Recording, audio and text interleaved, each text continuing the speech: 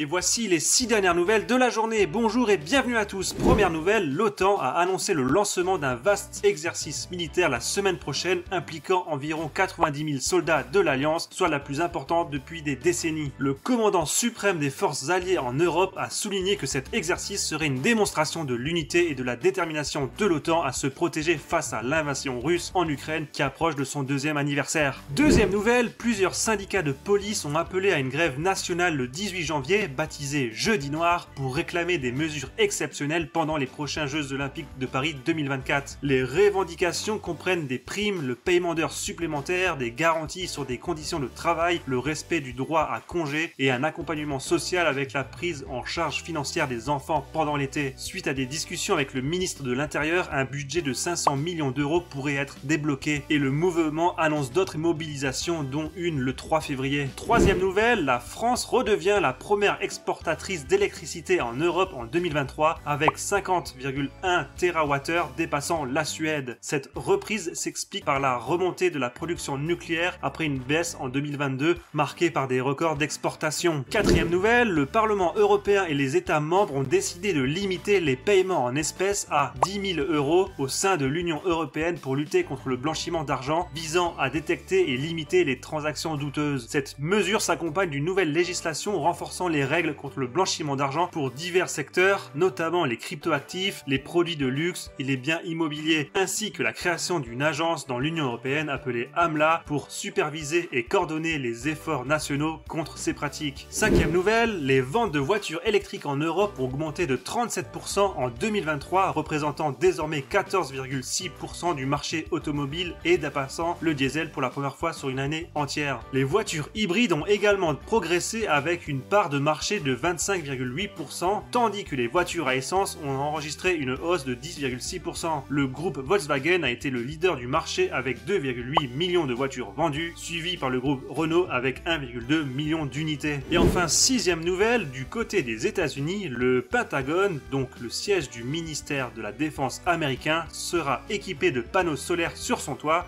ainsi que des panneaux solaires thermiques et d'un système de récupérateur de chaleur. Cette initiative vise à réduire la dépendance aux énergies fossiles et s'inscrit dans la politique de réduction des consommations énergétiques des infrastructures fédérales de l'administration Biden, couvrant au total 31 sites fédéraux. Et voilà, merci d'avoir regardé la vidéo et à très bientôt!